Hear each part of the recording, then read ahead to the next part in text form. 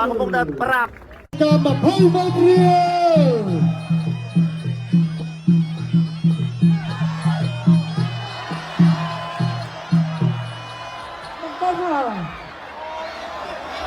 បាទស្វាគមន៍ភ្លាមបាទប៉ះចំផ្ដាប់ការពារឥឡូវនេះបាទសូមសម្រួលបច្ចេកទេសបន្តិចសិនបាទសម្រាប់បាទទៅខាងបង្គោលសពីកីឡាករគុនខ្មែររបស់យើងហើយបង្គោលគៀកំពុងតែចាក់ទឹកកម្រិតបាទយើងទស្សនារូបភាពបង្ហាញជូនត្រង់នេះអាយយយបាទទាត់ឆ្វេងរបស់គីងកុងបាទប៉ះចំកន្លែងឈឺរបស់កូននាងស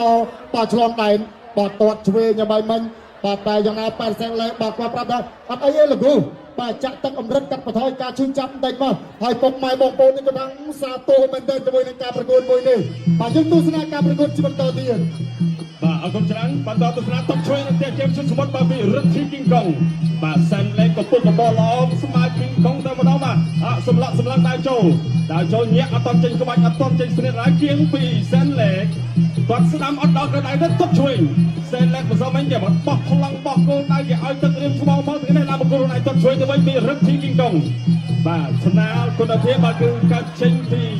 គ្រប់គុណខ្មែរបាទតែផ្ដល់ឱកាសដល់ស្នាលគ្រប់បាទបណ្ដាខេត្តបាទមកពីបណ្ដាក្លឹបចលោដូចគ្នាម្នាក់ឡើងឆ្វេងម្នាក់ទៀតឡើងស្រាំបាទតត់ឆ្វេងប្រហែលពីចម្ងាយពីរិទ្ធិគីងកុងដេញតាមមកវិញចលោបណ្ដាតត់ចូលដល់ពីសិនលេខញាក់ចេញញាក់ចូល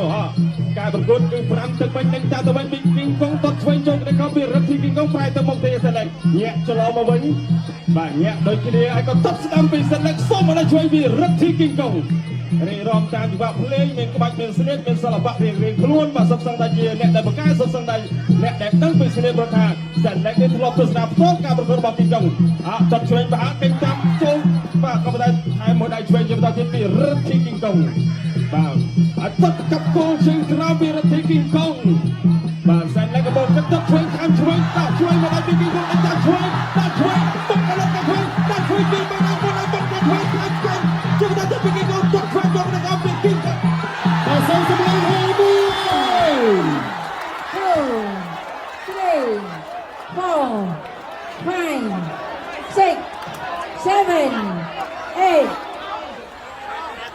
ប្រកួតបន្តចាប់ទឹកទី1ទស្សនាបាទជាង50ពេបាទចូលរួមជួយแชร์ឡើងជាបន្តទៀតបាទបង្គោលក្រហមកីឡាករគុនខ្មែររិទ្ធិគីងកុងបាទតបមកចូលជួយបាទចំខំប្រាក់បាទវត្តមានគណៈធិបតីឧបត្ថម្ភបន្ថែមដល់គីងកុងថាវិការ20ម៉ឺនរៀលបាទសរុបគឺ60ម៉ឺនរៀល